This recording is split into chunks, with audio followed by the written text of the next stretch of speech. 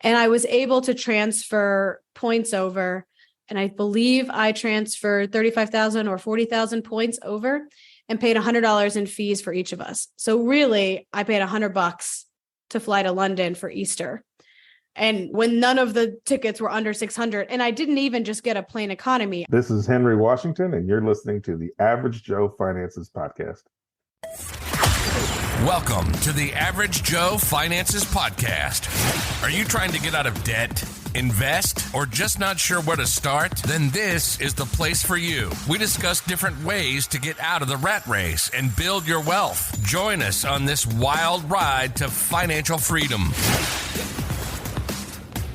Hey, how's it going, everybody? Mike Cavaggioni with the Average Joe Finances Podcast. And today's guest, we have Shelly Blancq. I am super excited to talk to Shelley today because I just came back from the Real Estate Wealth Builders Conference, and this was actually one of the breakout sessions I sat in on was for this topic with another one of the speakers there. So I'm excited to dive a little bit deeper and now ask the questions that I want to ask, because as a podcast, I could selfishly do that, to Shelley here. So Shelley, thank you so much for joining me today. Oh, thank you so much for having me. I'm very excited. Yeah, absolutely. So that was a little bit longer of an intro than I normally do, but I'm just so excited and pumped up to talk to you. Now, let's just get right into it. Okay, I want to start this off the same way I start every podcast episode. And the very first question I'm going to ask you is, can you share your story, share a little bit about your background? Who is Shelly Blancq? Absolutely. I come from a middle-class family in the South. I'm originally from Memphis, Tennessee, and my dad worked in the kind of new builder industry. And that's important because we lived a pretty decent middle-class life until 2008, which of course we all know what happened in 2008. And it decimated his business. He's an entrepreneur as well. And so it was his own business that he was working with. And it just really sunk us financially. And I was in high school when that happened. And I got really into personal finance, really into it. I asked for Dave Ramsey books for Christmas. I took my class in high school, which was a personal finance, also Dave Ramsey kind of style of personal finance. And I just really got into budgeting for our family even. I was the go-to person for money in my household. And then I got into college. I went to the University of Memphis for theater. So I'm not always good at financial decisions here, but I got into theater over at the University of Memphis. But you can act like it, right? Oh, yes, of course. I could put on the face for it. And I got into the theater over there and actually went to go take my brother to Disney World for his birthday and realized at the very tail end of all the planning that I was down about $200. I had miscalculated something, was down $200. I wasn't going to be able to make it in time to go on this trip. So I opened my first credit card with the intention of making this money back. I'm going to do it quick. And I opened it up and I paid it off right away. I was like, okay, Dave Ramsey would be proud. I just needed it for a second. All is good. But it definitely burned a hole in my pocket and I started using a little more and more. Thankfully, the bank only gave me a $600 limit. So I hit that limit, couldn't pay it off, freaked out, and worked really hard, paid it off, and was like, never again, no more credit cards. I am done forever. And it wasn't until I graduated with my degree and I actually moved to Vermont. So I was in Memphis. I moved to Vermont with my then boyfriend, now husband. And I just moved with backpack on my back. I didn't move intentionally, really. I just stayed there after a contract with my theater company. And so I had to have a credit card because I didn't have a credit score, really. I had that very minor credit score from opening that bank credit card, and it wasn't doing me any good, especially because I carried a balance on it. So I needed to build my own credit. And I was like, sorry, Dave Ramsey, it's a necessary evil here. I got to have something. And this time I was a lot more diligent with the credit card and I was very good about paying it off. And I built up my credit score. And then I was in grad school. I went back to school for education, which is what I do right now. And my husband and I wanted to take this trip. We had a friend on a Fulbright scholarship in Europe. And so it was like, okay, free place to stay. We just got to get there. We obviously don't have a lot of money because I'm in grad school. So my husband's really supporting us. And we opened up a credit card because we saw that it would get a certain amount of points. It's Capital One card. And it was 60,000 points. And I was like, that's $600. If we both did, that's our flights.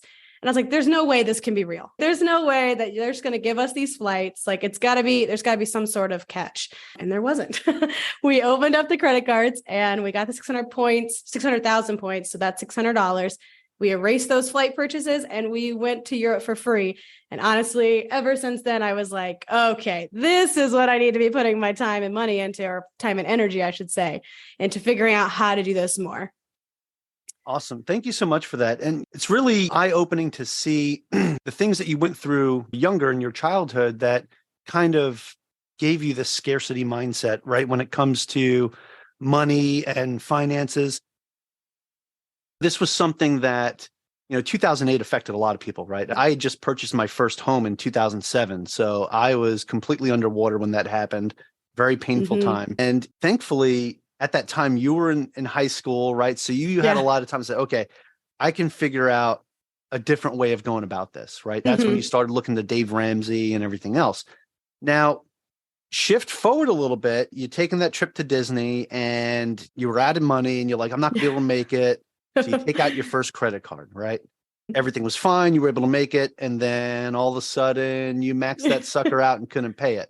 Yeah. So what was that aha moment for you that you were like, okay, I need to figure out how to make sure if I take this credit card out that I'm going to be able to, pay for it and not get stuck the way I did that first time. So you took out that Capital One card, right? Got those bonus miles, but what did you do to make sure that what happened in the past didn't happen again? Yeah, absolutely.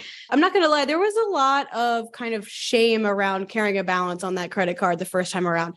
I was, like I mentioned, I was so into personal finance and I was so into this. And it felt like I was following it into similar traps that my family fell into that led us to bankruptcy and foreclosures and like all kinds of things that I wanted no part of. And so when I did carry a balance, and I carried it for about a year on that credit card, just paying minimum payments. And it wasn't until I moved to Vermont, like before I left Memphis, I paid everything. I had a couple of other things too. I had a job also that didn't help because they were back paid. Like they owed me money for the job that I was doing because I was teaching theater. So it was a little different than working at a TGI Fridays, which is my other job. So they were back behind. So they owed me some money. So when I got that cash flow, I paid everything. I put every single cent into paying everything off so I would have nothing following me to Vermont. And I think that like fresh start really helped. So when I was going into opening up that new Capital One card, I just looked at it as I've already done this. I already had to do this fresh start. I will only use this credit card essentially as a debit card. I will not charge anything that I don't have in the bank. And I started to keep a lot of spreadsheets, which I still do. And just making sure that everything was accounted for. And I always, in my travel budgets and my regular budgets, keep a fairly significant buffer at this point, just from my bottom line. So if my bottom line is zero, it's scaled as my pay is scaled. But I remember when I first moved to Vermont, I was like, okay, my zero is $1,000. Like when I hit zero, I actually have $1,000. And I did not allow myself to even think of that as zero, if that makes sense. Like I wasn't like, but it's actually 1,000. I didn't think of that at all. Zero was 1,000. This is it. I have no more money. Yeah. Exactly. Like I have zero money. So I think that has been a big help through travel budgets. And then my daily budgets or like weekly, monthly is keeping that buffer. Obviously it's grown as my expenses and my obligations have grown. You don't want just $1,000 in your bank account when you own a home and you have all these other things going at businesses. But I think that buffer has been a lifesaver for me and just the mindset change of that. So would you say that's like your emergency account? I have an emergency account as well. So I'm just like a crazy person. So this is just a separate buffer on top of that. Okay. Yeah. Fantastic. Yeah. So I've moved away from Dave Ramsey in general. And I like the idea of the FIRE, financial independent, retire early, that methodology a little better than Dave Ramsey. I just think it takes into account a lot of newer things with it, but I do still use the whole 6-month emergency fund in cash, like liquidable savings type thing. So that I have separate. This is like in my checking account or whatever. I never fall below a certain threshold because you never really know. You have a business. We have a couple businesses actually, and we have our home and dogs and health and like all these other things that I don't want to be caught off guard. Sure, absolutely. And 6 months, that's great because a lot of people just do the 90-day thing. They'll do 3 months. I always tell people to do at least 6. And depending on what your line of work is, maybe even a year's worth. Yeah. So that's absolutely. great. So that's one of the good takeaways you've got from that side of the Dave Ramsey side, right? Then the other piece of that is using the credit cards and getting the miles and all that other good stuff. So now you've got this side to look at. Let's dig a little bit deeper into that specific side about the actual travel hacking that you do. So you had that first one go through, you got the 60,000 miles on each card, went to Europe for free, which is awesome. That's my favorite price, by the way, free. Yeah, me too. Yeah. So now, what is the rest of this process look like now? What did the next credit card deal look like? Was there a specific thing of miles? Did you have to spend a certain amount?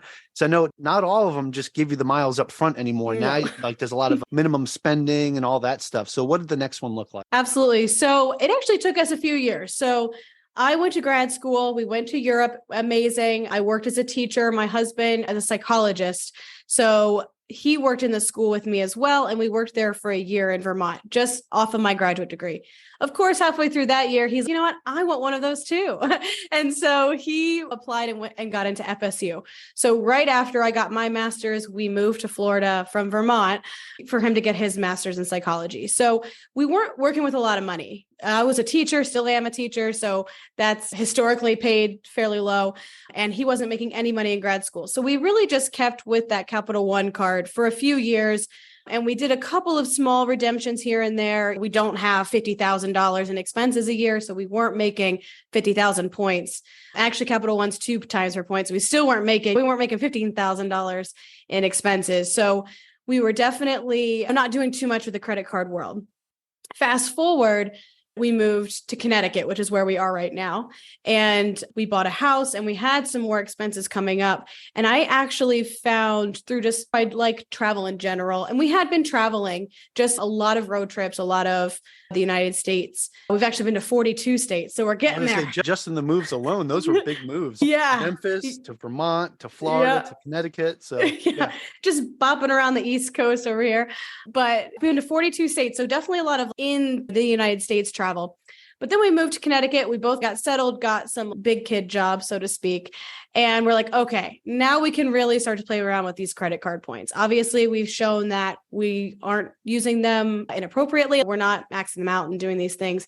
Now it's been about 5 years. So I feel pretty confident myself, not going to max out a credit card.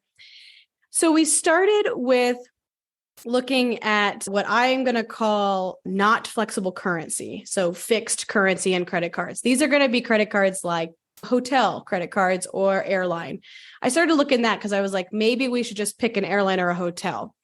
And so we picked Marriott Bonvoy, which is a mistake. It was not the way to go, but I'll tell about that in a second. So we picked Marriott and we opened up a credit card. We were going to go to, again, Disneyland. Not all my travels are Disney, I promise, but they just happen to both these be. So we're going to Disneyland. I'm not going to, you see what shirt I'm wearing, right? I was going to comment on it. I'm a big Star Wars fan and I'm also a big Disney fan. So yeah, my husband too. We're good here. I would probably do the same thing. So please keep going. So we are going to Disneyland with my dad. We're going to take him. We opened actually a business that's a travel agency for mostly Disney. So we needed to check out Disneyland. We saw Marriott had a deal where we could get a couple of hotel nights in Burbank. And so that's really why we opened up that card. And we did get 3 free nights in Burbank. So it was totally worth it in terms of opening up the card, $95. But then I started listening to, I'm going to plug another podcast here if it's okay, but it's a GeoBreeze podcast all about travel hacking. And I was like, whoa, wait a minute. I need to start writing this down. And we got really into it. So in the last year, we've opened up, I think, 12 credit cards between the two of us. So lots, I know that's everyone's like ears pop up. Whoa, that's a lot of credit cards. And it's a lot of credit cards, but we've done it in a very specific, meaningful way that has not at all hurt our credit scores. We both have 800 credit scores or above. So it's not like all of a sudden I'm sitting here going, yeah, I have all these hotel points and a 650 credit score to bat. So I think that's a big thing that comes up as people are nervous about the credit score, but it bounces back. Please pray tell about these 12 credit cards you opened and why 12? That's one a month. It's big. It's big. And we have what's called I hope I'm not getting too bogged down in the lingo here, because I know it can be overwhelming when you're first hearing about it, but there's a thing in credit card hacking called player one, player two. So you have your player one, which would be me. So I'm the primary here. I'm the one driving the boat, so to speak. And then my player two is my husband.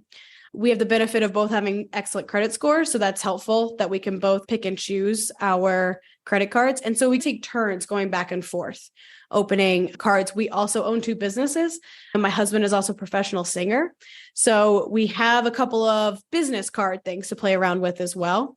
And so that has been a big part of it, is those business cards, because those don't usually have an annual fee, and they don't show up officially on your personal credit score. Right. So when it shows up to build your business credit. Exactly. So it It'll helps run your credit, but that's it. Like, it won't affect your score. Exactly. So that's helped us a lot. So I'll break this down a little bit. So we've already had the Capital One. We've loved Capital One. We've done a lot of, I would consider, smaller purchase erasers. So a hotel stay here, tickets. We got another round of European tickets that we've canceled out. So that's cool. A couple hotel stays here and there, a car rental, things like that. I opened up the Chase, which is a lot of people's kind of bread and butter type credit card hacking card, is the Chase Sapphire. It's $95 a year. So it's pretty low in the annual fee. And it has the Sapphire Ink card for business. So the inks are business. This is the personal kind of just Chase Sapphire preferred. Okay. Because I have the Sapphire Ink for my business. Yeah. There you go. Yeah. So you're already halfway on your way here. So you have but you need the preferred, and I'll tell you why. So we got the personal Chase Sapphire, $95 a year. Only one of us have it, I believe. So we put a minimum spend. You mentioned this earlier. There are minimum spends for every credit card we've opened in the last year. This one is fairly low. Most of them sit at $3,000 for 3 months. Owning a business and a house, easy peasy. $3,000 in 3 months, easy to hit for us, at least in our situation. So we hit that, and you get maybe 75,000, 80,000 points. The lowest, I guess, redemption you can expect from points and miles is 1 cent per point. So again, I don't mean to get like too bogged down here in like the logistics, but I always think of, I at minimum have 1 cent per point. So 80,000 points, $800 is like how I frame it in my head when I'm looking at things, but you can actually get much more than that. So we got the Chase. And the reason we got Chase is because of those inks, like you mentioned before. Those inks are amazing. There's a few of them. We have two. So actually we have three. We have the Cash and the Freedom, I believe. And then my husband also has a Cash. So he has it through his singing. I have both of them under our LLCs. So those are good because they're no annual fee. And they had super high sign-on bonuses. When we did it, they were 90,000 points apiece. So we got all three of those. That adds up quick. So the only way, though, to redeem those well is to have that personal Chase Sapphire card, which is why I'm telling you, you need to have that one so you can really get into the next piece of all of this. That might be the next part I get then. I think so. I think that's your next step, because you can transfer those into your Chase Sapphire. Now, why you would do that? Right now, inks that you have are used for cashback, right? That's how you're using them? Yeah. So you can get those. And I believe it's probably about 1 cent per point, if not maybe 1.5 cents, depending on the category or something. That sounds about right. 1 cent per point. Yep. Yeah. And so what you can do with the Chase Sapphire Preferred, though, is if you transferred your points there, Chase and Capital One have transfer partners. So you can literally transfer Chase points 1-to-1 in many different loyalty programs. So you can transfer, for example, into JetBlue, and it looks like you've earned 60,000 points with JetBlue, which in JetBlue's eyes are worth much more than 1 cent per point. Ooh, so you can start to get into 2, 3, I've even seen 10 cents per point. You can I like get that one. Yeah, it adds up really quickly. And so those transfer partners are really where you're going to get the bulk of the fun of travel hacking. But of course, those are the ones that require a little bit of work in the back end, because not all of them transfer to all the same ones. There's alliances within the airlines and all of that, which do transfer across. But learning all of those things does take a bit in the front end. but it is 100% worth it. And if you want to know all the cool things we've done this year, we can go in that now or later, because it really, you could get some really cool stuff. Let's get into that. Tell me the cool things you did with that, especially when it comes to like these transfer partners. That's really interesting. When I sat in on with that other speaker and they were sharing what they did, I don't think we really got into that so much. We talked more about like some of the different trifectas that you can get into. Like one for me, like my Amex Platinum and my Amex Business Gold. Like I actually was able to transfer all my points from my business account to my personal one, which is really so the same thing would happen with Chase for signing on with that. Yep, exactly. That same thing would happen with Chase. If you got the Chase Sapphire, you could transfer all the ones from your inks. Okay, I like into that Chase Sapphire. Yep. So let's talk transfer partners. Yeah. Okay. We've only been super into this for 1 year. And the reason I'm mentioning that is because it does not take you 10 years to get into all of these points and miles. Yes, we've technically had our Capital One for now probably 7 years and been doing a little dabbling in it from that, but we've really like nosed the ground, been into this for about a year. So in that year, we've accumulated probably close to 500,000 points. And we don't have super high spends. I think I mentioned this before. I definitely mentioned this before, but we both work in schools.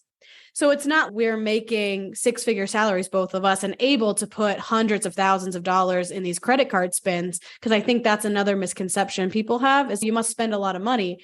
We spend a normal amount of money. We're definitely middle class here. I'm putting it all on the credit card and then paying it off right away.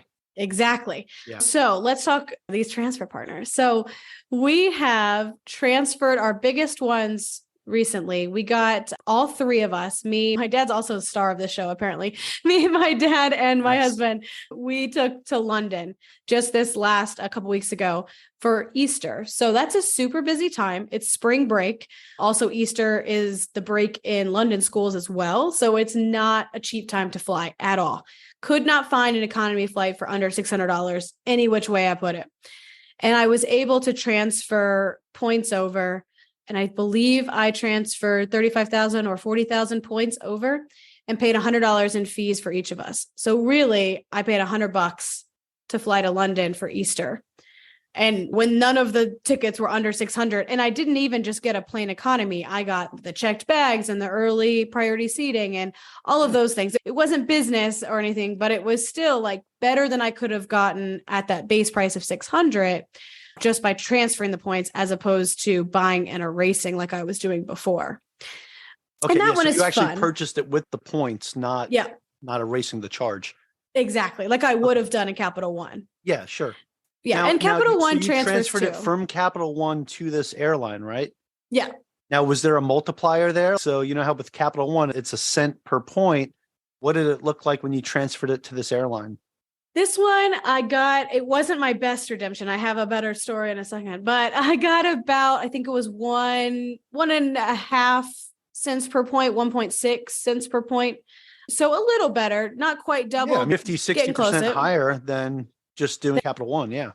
Exactly. Okay. Awesome. But even better, I have a trip this summer. I actually got a grant to go study in Norway this summer.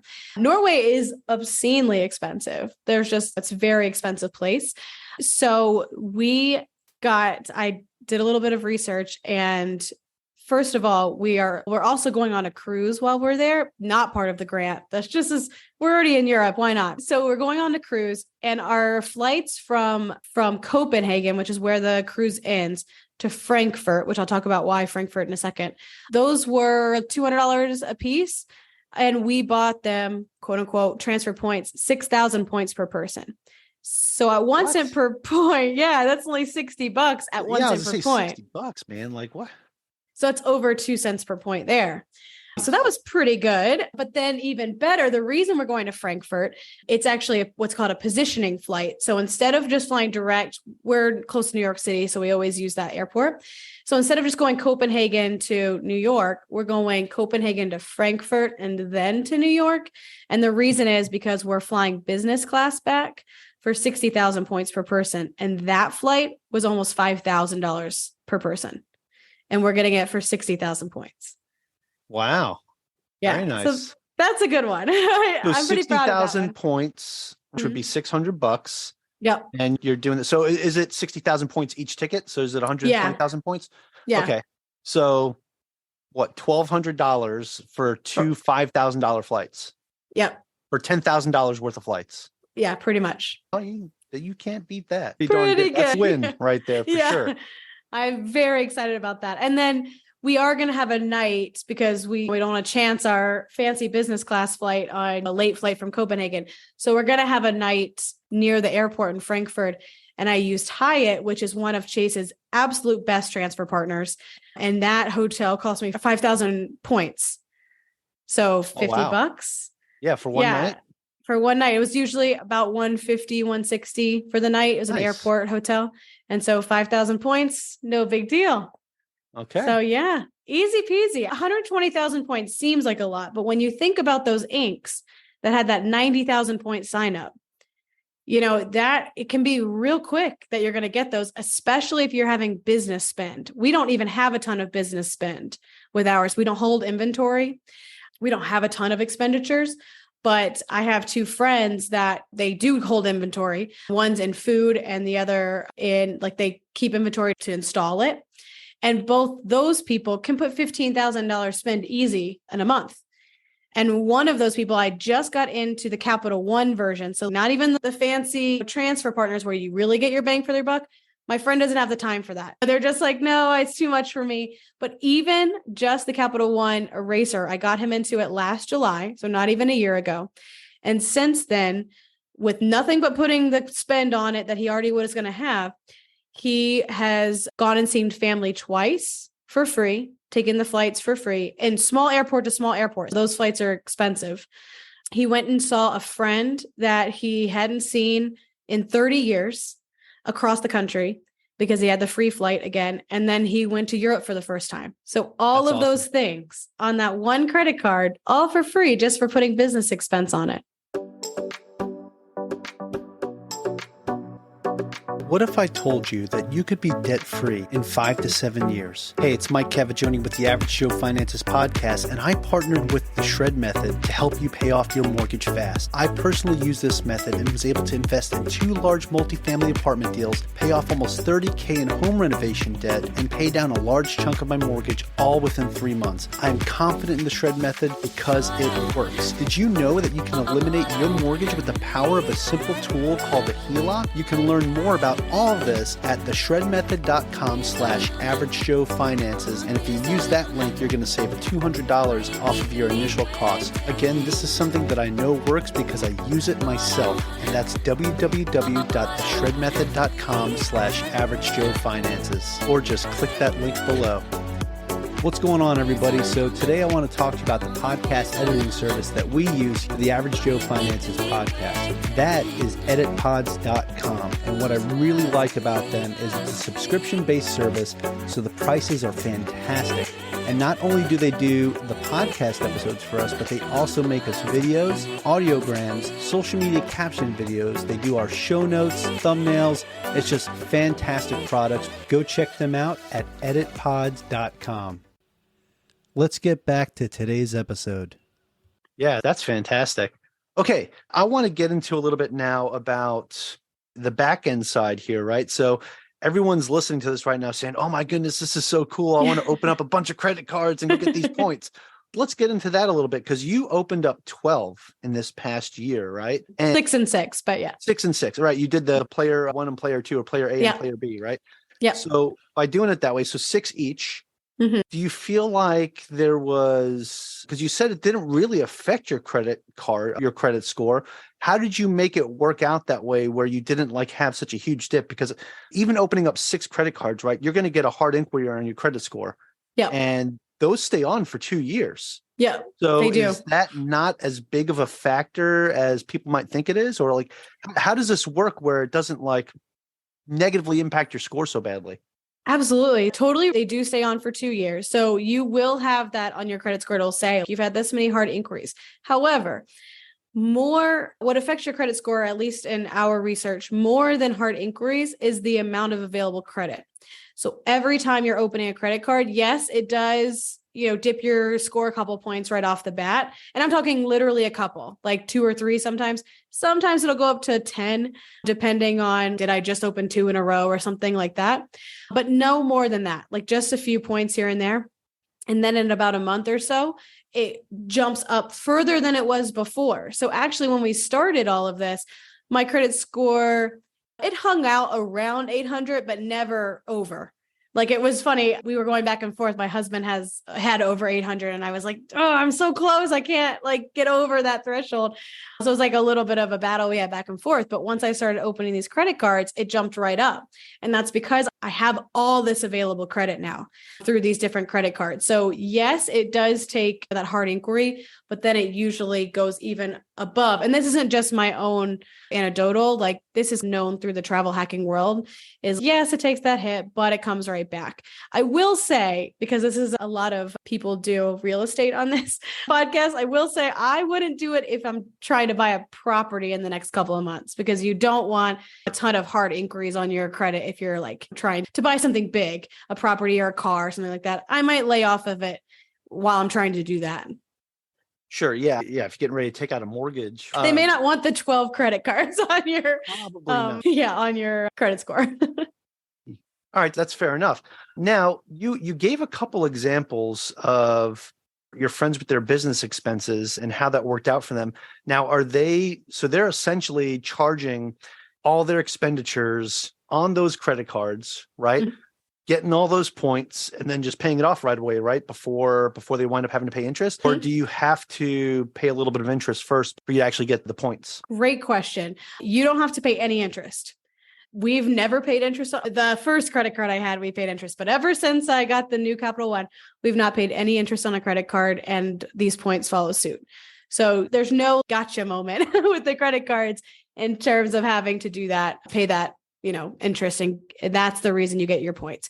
You will have to pay sometimes a annual fee.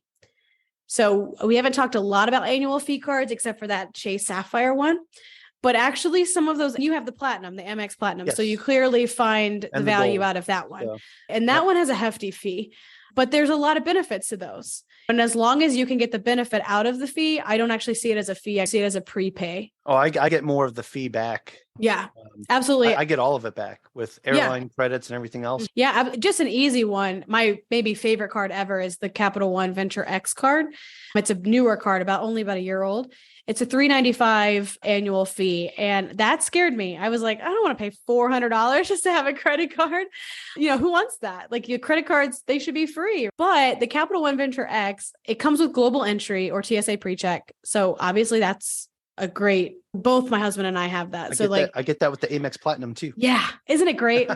You just walk right through. The fee for that's double.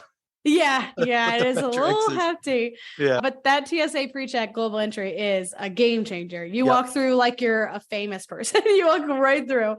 So I had TSA PreCheck because I was in the Navy. And once I actually got out, I used my Amex Platinum to get my pre-check done. So nice. So you never had to do the horrible lines. I have, if they didn't put my traveler number in. Mm-hmm. As a matter of fact, when I was flying back from Phoenix 2 days ago, or was it yesterday? No, 2 days ago. And wait, what's today? Monday. No, it was yesterday. I flew back yesterday. Oh my goodness. My brain's fried. I was going to check in and I was like, oh, my boarding pass doesn't say TSA PreCheck. So I went up to the front and said, hey, it's supposed to be PreCheck. I put my known traveler ID in and they just went and plugged it all in for me right there and boom, printed me out a new boarding pass. So I was like, okay. Oh, good. That's nice. Yeah. And I was glad because when I saw the difference between the two lines, I was like, oh, the regular one's not that bad. And the PreCheck line looks a little longer. And then once you actually got past the wall and inside and you saw, okay, now I passed the wall and I'm going right through the bag check. You get past the wall on the regular side, there's 16 lines. And I'm like, oh, I was like, okay, I could have missed my flight. Yeah, absolutely. So it comes with that amazing feature. That is a great perk. Oh, yeah, it 100%. Is. And then another thing it comes with is, so that's $100 every 4 or 5 years. That's not quite the annual fee, but it also comes with $300 travel credit when booked through the Capital One app. So those two things pay for it in the first year, no matter what. And the travel credit is nice. We used it to stay in Spain for Christmas last year. We split a stay between Portugal and Spain. All of our Spanish hotels were covered with that $300 credit. So a good use of that credit. And then it also comes with 10,000 anniversary points. So at 1 cent per point, that's $100. Then my very favorite feature, which you also have some of this with the Amex Platinum, is lounges. Airport lounge access. That is another game changer. Free food. Oh my gosh. It makes being in an airport like manageable. Like, okay. I don't use it too much because I try not to have like too long of layovers, or I don't like to get to the airport too early and hang. I'm just one of those, let me get in there, get on my flight and go. Absolutely. But I see people all the time, like coming out of the lounges. I've gone to a couple, especially flying overseas, definitely would use lounges for sure. Absolutely. Especially after a long flight. It's so nice. The Priority Pass comes with the Capital One. So that has That's what I have with the Amex too. Yeah. Yep. And you have the Centurion lounges too, which are even nicer. But that Priority Pass has the lounge network. And we have found them in almost every airport we've flown in. We fly out of MCO quite a bit in Orlando, and the club there, free drinks, like you mentioned, they have a full bar. It's pretty nice after a Disney vacation to get to the airport, have a drink, and then go to your gate. It's quite the way to travel. No, that's great. And one of the things I like too, Priority Pass used to be very painful about having your actual Priority Pass card on you. But now if you have like your Amex Platinum card on you, they'll let you in. Oh, they have an app too, but that's nice. Yeah. Oh yeah, I do. I have the app on my phone too. That's pretty cool. Hey, I just want to ask you one more thing before we go into the final round, because I didn't realize we're sitting here just blasting through this, how much time has passed. But besides the flights, the hotels, and like erasing charges, what are some other things you can actually do with some of these sign-on bonuses and points? Yeah. In your very first year, like I said, you can transfer those points. The transferring is the thing that we could have a month-long conversation about transferring points and the different partners. But beyond that, travel credit cards are really great about some of these auxiliary type things we just talked about. So like lounge access is a big one, TSA pre-check. They also come with usually pretty good travel insurance. I wouldn't rely on it as medical insurance, but 100% good for bag claims, missed connections, those types of things. So they come with a pretty nice array of travel protections. They also come with some status. So depending on the credit card, like with Capital One Venture X, the one we just went over, it comes with like the President's Circle for Hertz. So I can literally walk into a Hertz and just take whatever car I want off the lot, essentially. So that's a pretty cool perk. And that is a lower end perk even. Some of these really nice credit cards with those really high fees can get you things like the Platinum with Marriott. And then you get things like free room upgrades, free breakfast, your resort fees get waived. So that starts actually saving you money. It's not just a nice, I feel nice because I'm in this lounge and it's doing this and that. This is actual money that you'd be spending that now you don't have to. So some of these benefits are more than just feeling like a celebrity getting the suite upgrade and things like that. They're actually saving you money. So not only are you booking it and saving money, but then you're saving money on all these auxiliary things like travel insurance, free breakfast, parking fees, a myriad of things. Yeah, absolutely. Are there any other things? Can you get like certain, I don't know, like gift cards or anything like that with points? Are there things you could purchase with points besides the travel stuff? Yes. And you usually can purchase those through like they have portals, travel portal, or the Chase portal, Capital One portal, things like that. You are usually only getting about 1 cent per point, 1.5 cents per point. So for me, I'm thinking, I want more than that with my transfer partners, but you absolutely can do that. And there's a lot of people like this is going backwards. It's not purchasing credit cards with points, but instead purchasing gift cards with credit cards to maximize your points. So I'll give you just this one little example, because again, this could be a month-long conversation that we have about how people do this. And I told a friend about this once and they're like, this sounds illegal. And I was like, it is totally not. It's totally a thing that credit card companies know we're doing. But the inks, for example, one of the inks gets 5 times the points at Staples or all the office supply stores. So it gets 5 times points. That's great if you're going to buy pens and like things like that, but you're not always going to be doing that. However, Staples also sells gift cards. So a lot of times people meet these minimum spends by what's called manufactured spending. So it's then by buying gift cards you are going to use for X, Y, and Z to not only hit the minimum spend, but also get 5 times the points. You do have to be a little careful with that. You don't want to only do that because Chase I like might that. see it. Yeah. So going back to my Disney, our love of Disney over here, we're going to Disney in a couple months. And so we bought like $2,000 in Disney gift cards. So we're getting 5 times the points now on that. And we're using it to pay like our resort and our Disney tickets. And because you can pay everything with Disney gift cards. And we're also using them when we go and actually for food and everything else you buy there. So we're getting 5 times the points on something we would have already spent. It's not spending more than we would have, because that is a danger too people can get into. But if you already know you're going to spend it, why not get 5 times the points? Where else am I getting 5 times the points on a Disney spend? You're not. So that's another way people start to maximize. Yeah, because if you would have just went to Disney and swiped that credit card, you're only getting 1 or point, 2. Yeah, exactly. Instead of the 5 potential that you can get. Exactly. Wow. Yeah, that's great. Yeah. Okay. And those are transfer partner points. So that's how I'm getting to the business class from Europe. Yeah. It goes a long way. That's probably the biggest takeaway from this episode right there. And in the 11th hour, I give you my real gold. There you go. There's the giant golden nugget right there. Exactly. All right. Okay, Shelley, let's go ahead and get this into the final round. It's where I'm going to ask you the same 4 questions I ask everybody that comes on the show. And if you're ready to go, we'll get this party started. All right, let's go. All right, let's do this. So, Shelley, the very first question I have for you, especially with the topic we were discussing about credit cards and the beginning of how this happened for you with 2008 leading up until now, what would you say is the biggest financial mistake what's the biggest mistake you've ever made in your finances? I think everyone who's listening to this episode could probably tell you the answer to that, but it's definitely 2 things. One is carrying that balance, not only on that credit card, but I mentioned a couple of other kind of floating balances. That really tanked my credit score and it was hard to get it back up. So once you have made that mistake, it is hard to recover.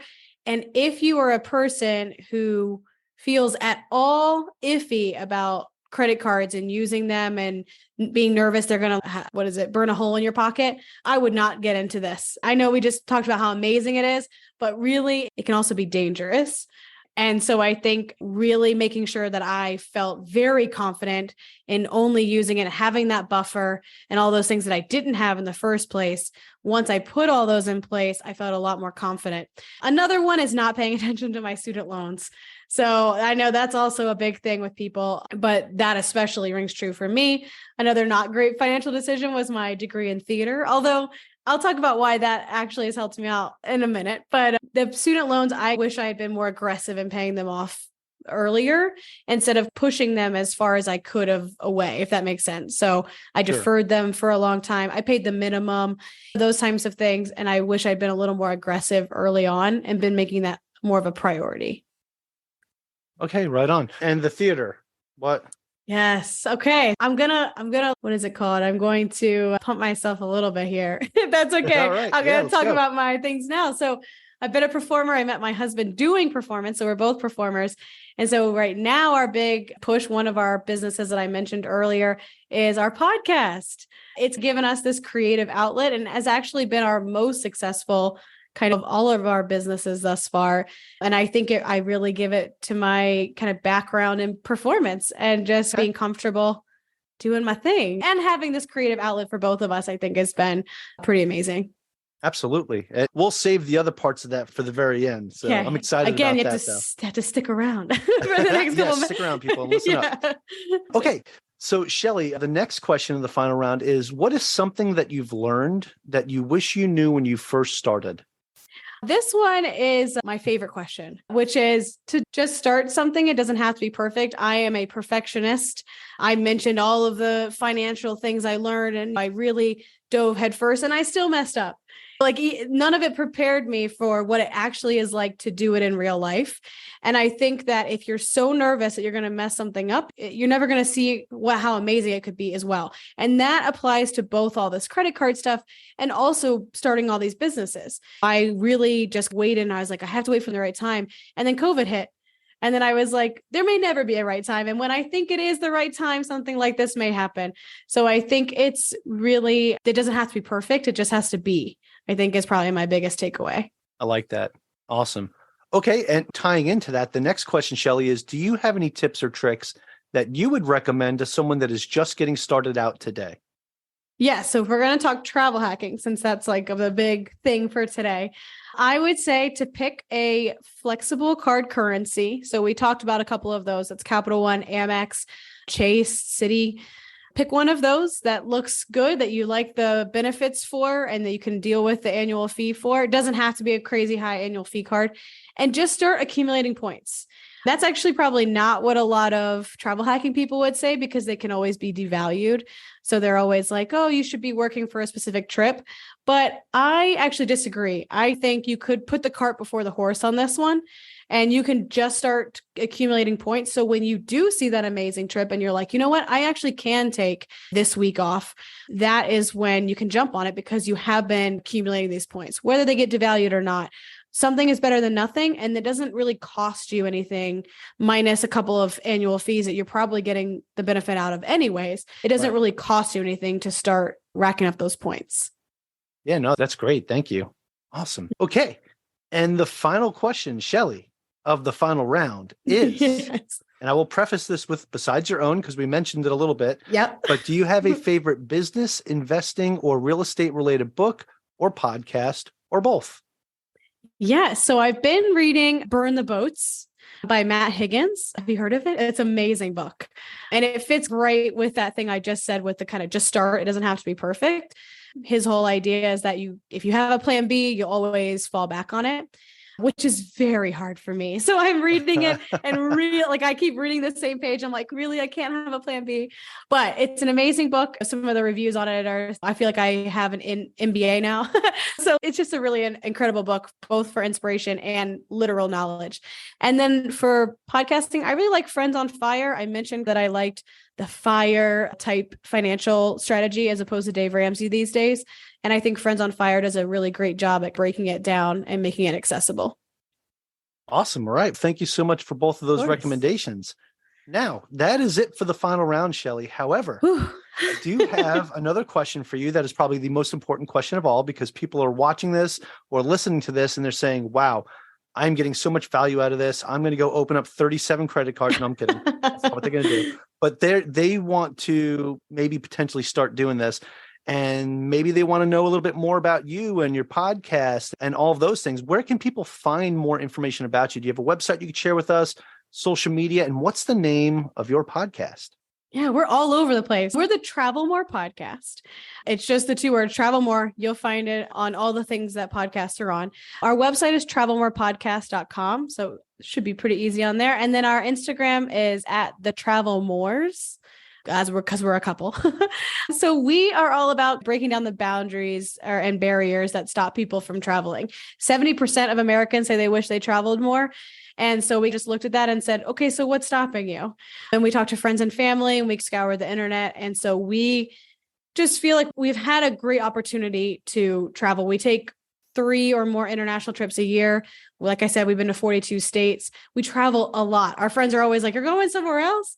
And this is all on teacher's salary. So it's not, we're big earners over here, and we can afford to just travel anywhere except for these credit card points. So it's just about some of those barriers and how you can break those down and how you can make travel a bigger part of your life.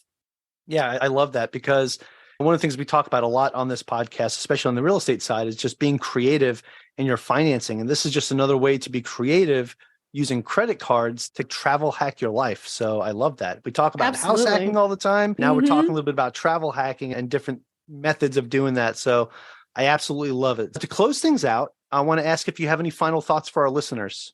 Anything that we missed? Oh man, you threw a curveball at me. No, I don't know if we went through a lot. I'm hoping that it was easily digestible, because I know it can get overwhelming. I would say if you're feeling, the way, I'll add that you explain things in a very understandable way. Okay, good. Okay, good. Because I know firsthand, because I've been listening to a lot and reading a lot, and it can just get very overwhelming. So sure. I guess my final thought is caution you to think that it's too complicated. that it's too much and you don't have time for this and that.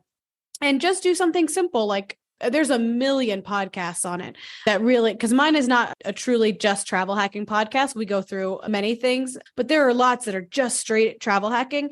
Just adding one of those to your podcast repertoire, I think, and just hearing these words over and over again, I think can be a great way to start just getting it in your brain and putting travel at the forefront, because it definitely helps with all kinds of things, including your literal health. There's all kinds of studies and everything that prove with real numbers, like 20% of women who travel more than twice a year or travel more than every 2 years have a lower risk of heart disease.